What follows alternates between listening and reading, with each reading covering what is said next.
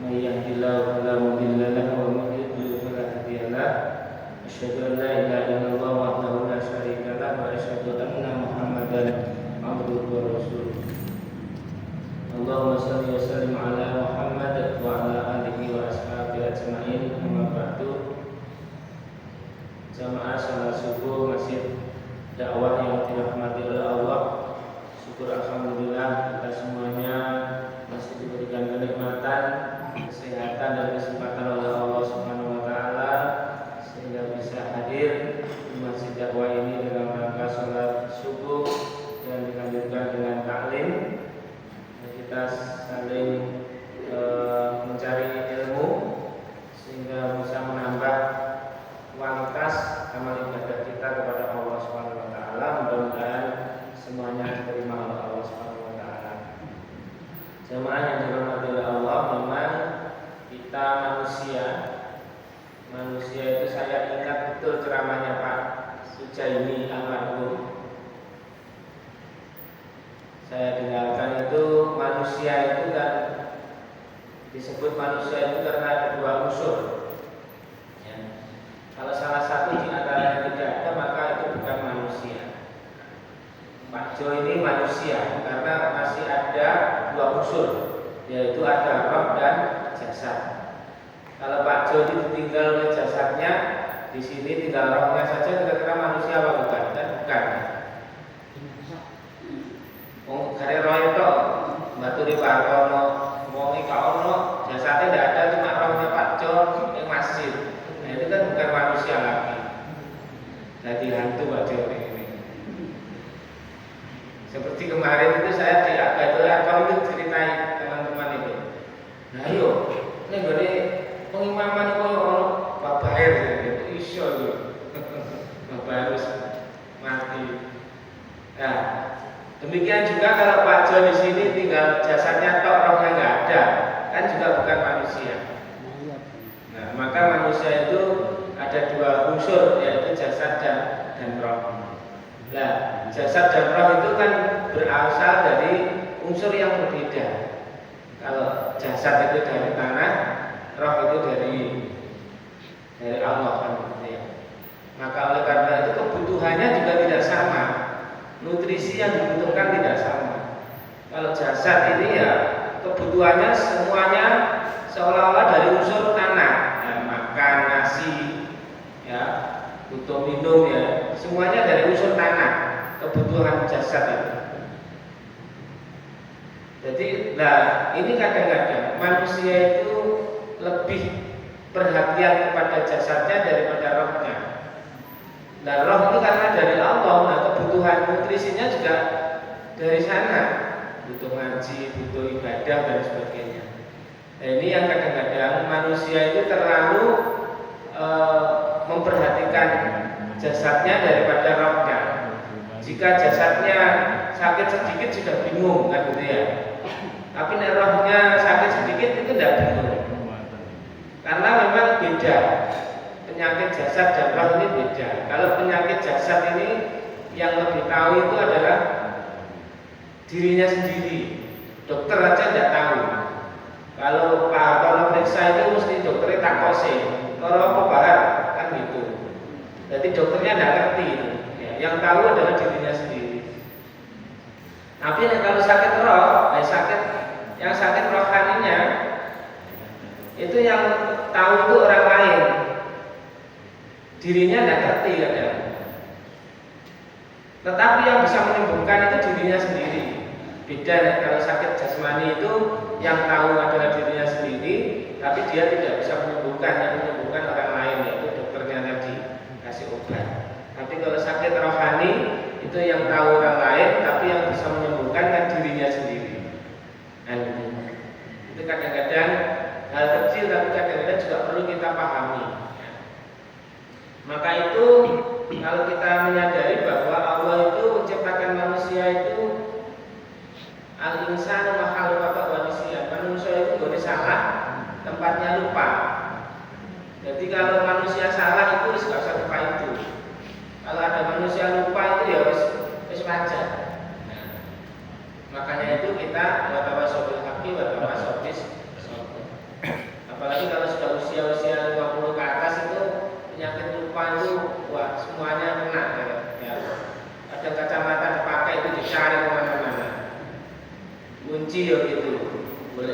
nang ini wis mualo sakwah diamuk kabeh, ternyata dhek kelingan ternyata kuncinya ditaruh di atas kulkas misalnya.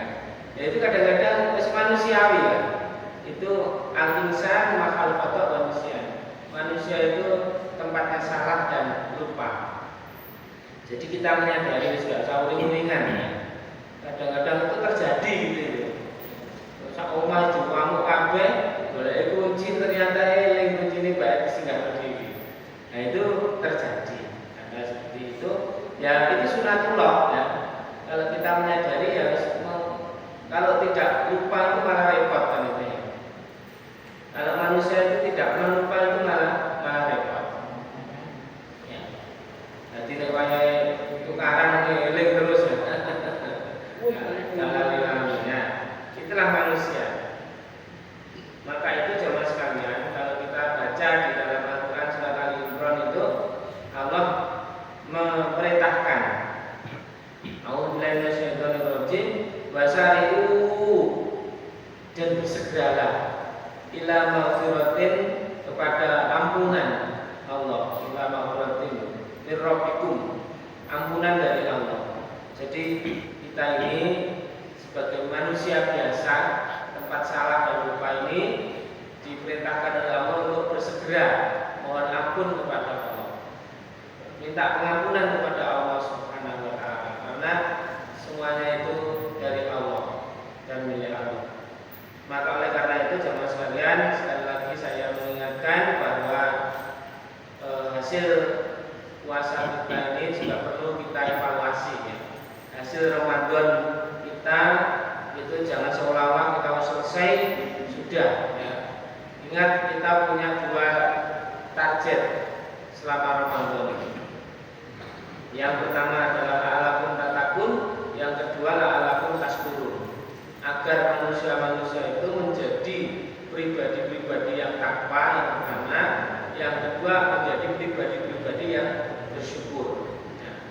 Nah itu harus kita selalu muhasabah, apakah capaian ini sudah kita dapatkan atau belum ya.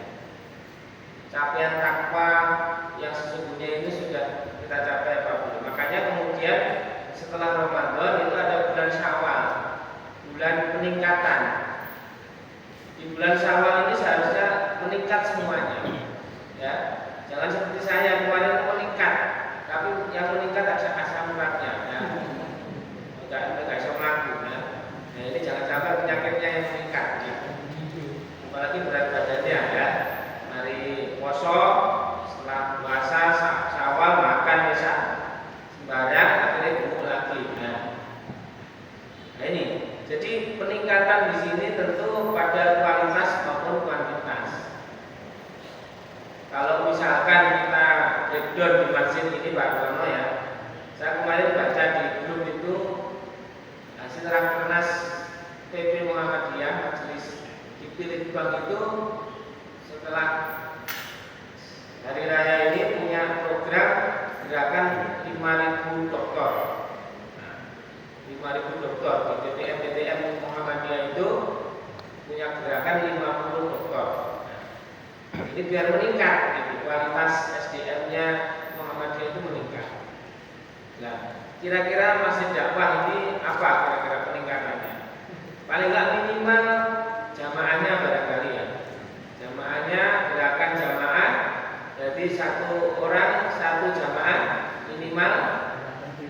Ya, saya kira itu menjadi bagian dari peningkatan.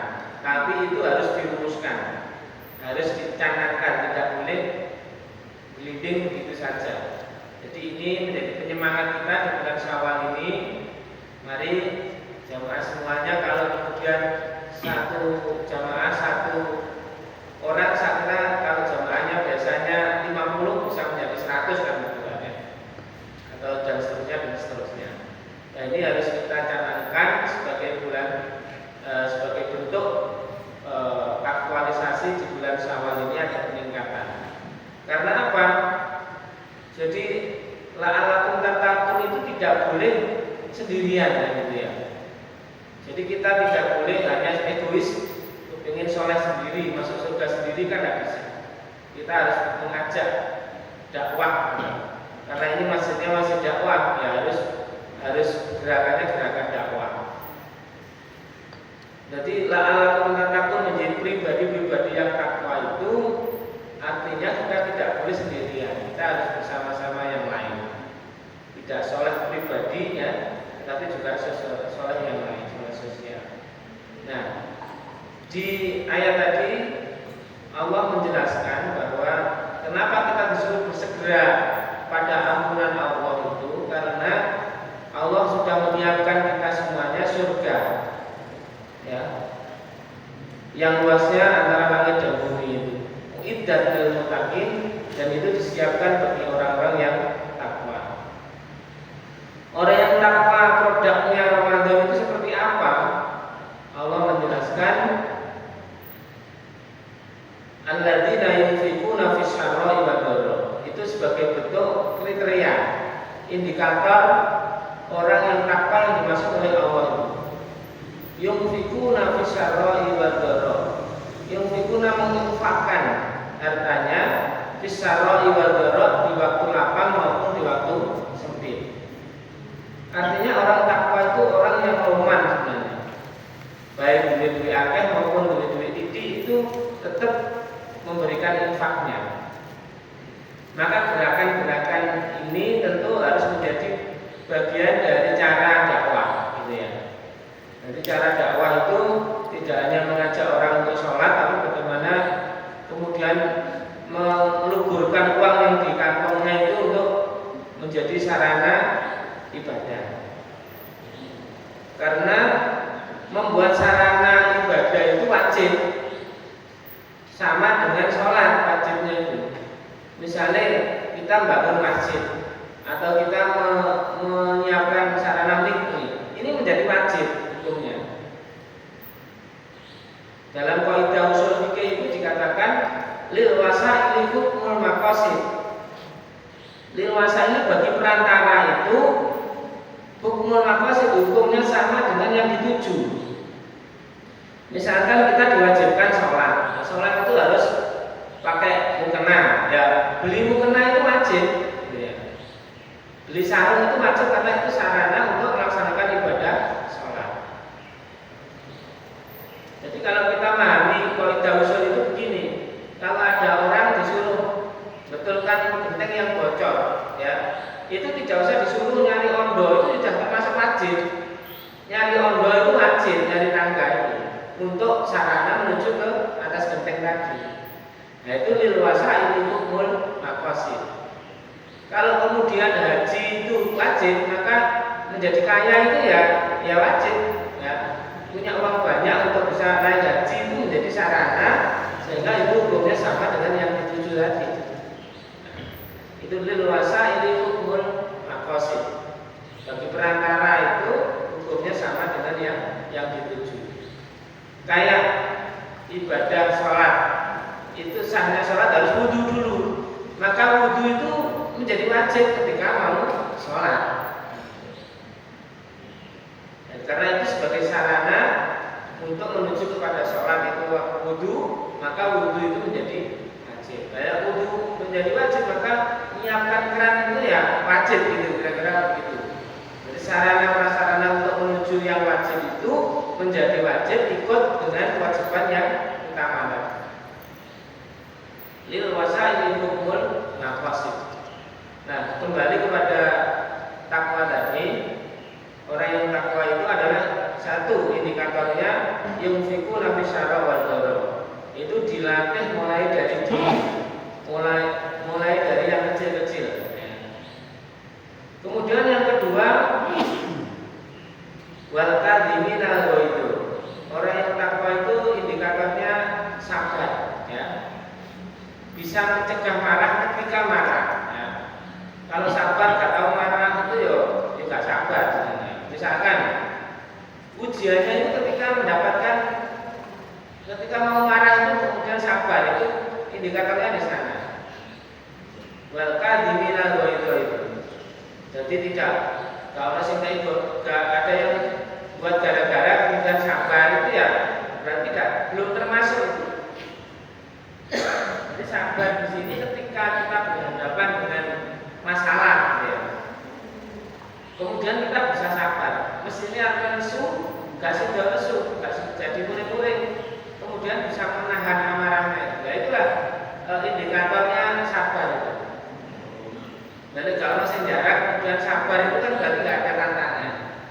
Makanya di dalam Al-Quran itu jangan dikira orang Muslim itu dibiarkan begitu saja kata Allah. Pasti aku akan saya uji, pasti diuji dulu untuk mengetahui kualitas seseorang ini harus ada ujian. Kalau ujian ya nggak tahu kita kualitasnya seperti apa.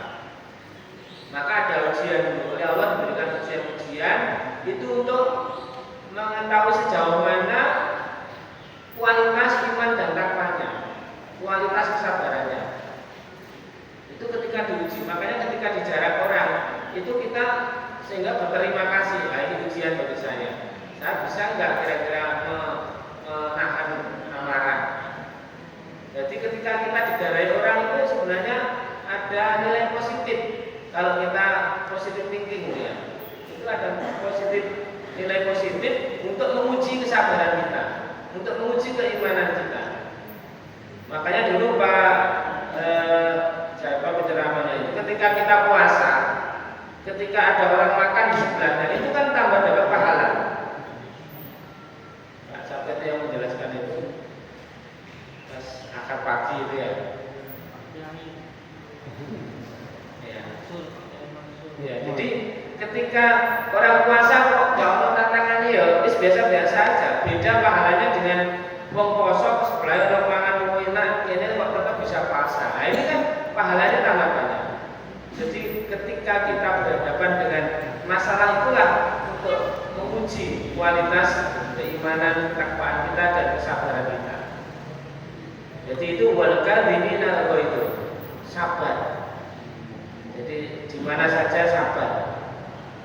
Makanya kata Bapak ya, sebesar apapun masalah itu, kalau diselesaikan dengan sabar, maka masalah itu akan menjadi kecil. Tapi sekecil apapun masalah itu, kalau diselesaikan dengan emosi, tidak sabar, maka masalah yang kecil itu akan menjadi besar. Nah, itu terjadi di masyarakat kita. Gara-gara WA itu kalau diselesaikan dengan emosi ya jadi masalah besar dan lain sebagainya. Itu indikator orang yang takwa itu walqadhimina al-ghaidh. Yang ketiga adalah wal afina 'anil nas. Orang yang takwa itu indikatornya itu pemaaf. Wal afina 'anil nas itu bukan minta maaf ya, pemaaf. Jadi sebelum dia minta maaf itu sudah dimaafkan dulu. Nah, itu berarti besar ya, punya berlapang dada. Ini juga tidak gampang, berat itu ya. Memaafkan orang lain yang bersalah kepada kita itu tidak gampang. Tapi itu nilainya tinggi, ya. Bobotnya tinggi kata Allah ya. Wal 'afina 'anil nas itu menjadi indikator orang yang takwa sesungguhnya. Makanya Allah kemudian menggarisbawahi wallahu yuhibbul muhsinin, dan Allah mencintai orang-orang yang berbuat kebaikan. Diberi reward sendiri oleh Allah karena itu semua berat. Tiga indikator tadi kan bukan hal yang ringan, berat itu. Yumikuna fusara wa dara wal kadhimina al-ghaidh wal 'afina 'anil nas itu sesuatu yang berat, dan tapi ketika itu bisa dilakukan kan menjadi baik. Makanya wallahu yuhibbul muhsinin. Itu indikator orang yang mutakin kata Allah. Kemudian yang keempat, walladzina idza fa'alu fahishatan aw zalamu anfusahum dzakarullaha fastaghfiru lidzunubihim. Yaitu orang-orang yang ketika terlanjur melakukan kesalahan, karena tadi manusia tempat salah ya, terus kadung kleru, kadung salah ya apa meneh, wis dilakoni kan gak iso balik. Kemudian bagaimana kita? Fastaghfiru lidzunubihim, segera mohon ampun kepada Allah atas kesalahannya tadi. Itu juga menjadi indikator orang yang takwa. Jadi nek nglakoni salah terus nyadari kleru, ya diakoni salah itu. Jangan seperti yang ada di TV-TV itu. Ya, kalau salah itu tidak mau disalahkan boleh pengacara. Karena ini kan gak belum disalahkan boleh benar.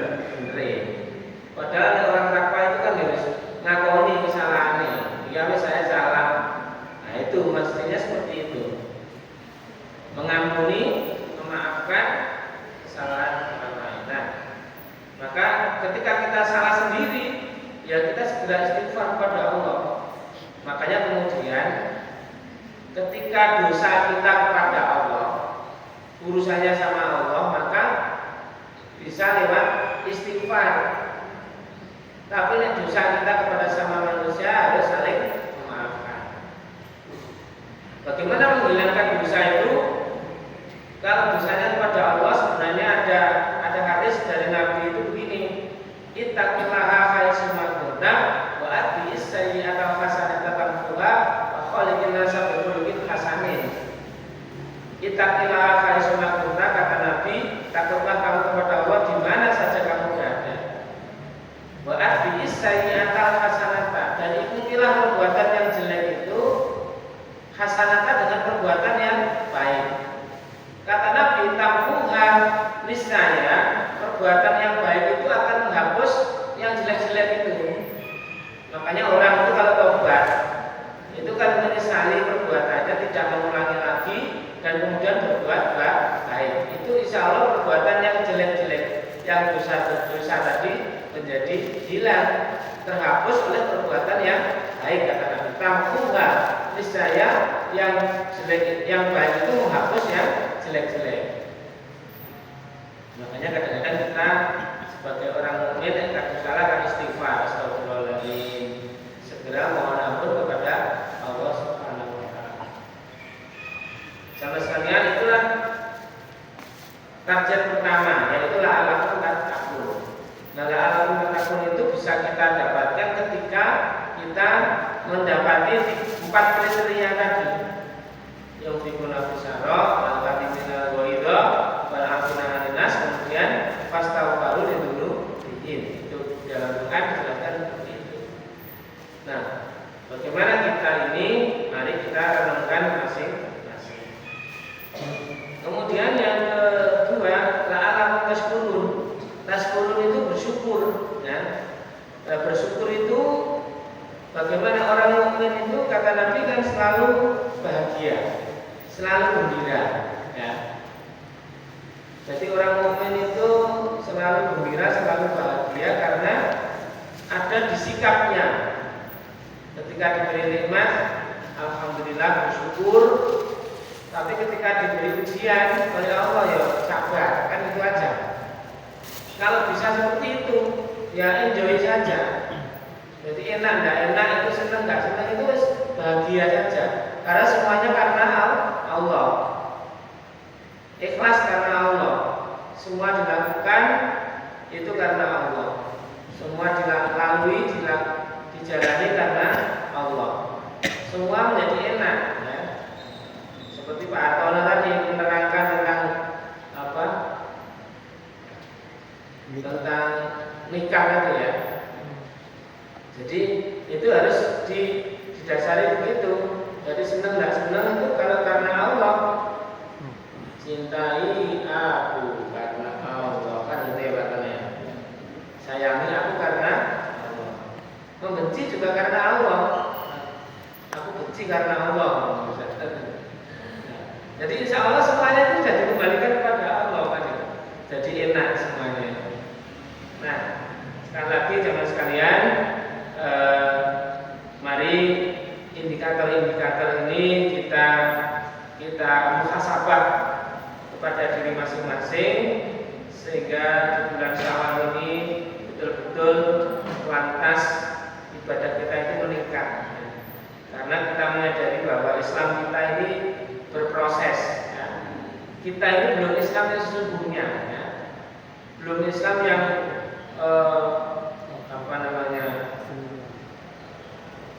yang maksimal. Karena semuanya ini berproses. Islam kita ini perlu belajar sehingga di samping kita meningkatkan kuantitas, juga kualitas ibadah kita. Kualitas itu bagaimana sehingga ibadah yang kita lakukan itu benar-benar paham, benar-benar tahu syariat, hakikat dan makrifatnya, kan begitu. Sholat misalnya, hakikatnya apa sholat itu? Kita paham betul. Tidak ada sekedar Islamnya anak-anak. Kalau Islamnya anak-anak kan pokoknya jengkang-jengking ikut sholat kan gitu. Kami orang popo kan gitu, anak-anak gitu. Kalau kita sudah dewasa kan meningkat lagi kualitasnya. Nah, tentu ini menjadi renungan kita semuanya agar kualitas iman dan takwa kita ini betul-betul meningkat di bulan Syawal ini, dan mudah-mudahan hasil Ramadan 1 bulan kemarin itu menjadi bekal kita untuk menghadapi 11 bulan yang akan datang. Karena tentu masalah yang kita hadapi mungkin tidak sama dengan tahun yang kemarin. Tapi dengan bekal Ramadan kemarin, insya Allah kita mampu menghadapi persoalan-persoalan yang akan kita hadapi. Kita tidak tahu, karena itu Allah yang ngatur, sehingga kita yang penting siap ya, dengan berbagai keadaan apapun. Kita semuanya menjadi orang-orang yang menjadi pribadi-pribadi yang soleh secara ritual dan soleh secara sosial. Itu yang penting. Jadi kita tidak cukup soleh ritual, orang ibadahnya baik, ya, sholatnya baik, puasanya baik, tapi sosialnya bagaimana? Ini menjadi ukuran juga. Bagaimana menjadi pribadi yang soleh secara ritual dan soleh secara sosial. Karena di Ramadan kita diajarkan itu. Kita di samping rajin sholat isya berjamaah, rajin sholat malam raweh, kita juga dianjurkan zakat, sedekah, ya, dan lain sebagainya. Itu soleh sosial. Ini penting, saya kira menjadi bagian dari pikiran-pikiran kita, keberadaan kita, dimanapun kita punya potensi, punya peluang untuk menggerakkan kesolehan sosial maupun kesolehan ritual kita.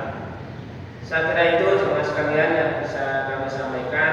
Sekali lagi kami sampaikan terima kasih dan mohon maaf karena di bulan Syawal ini kemarin kita sudah bercapek-capek mudik dan lain sebagainya, dan itu harus menjadi spirit kita untuk silaturahim, ya.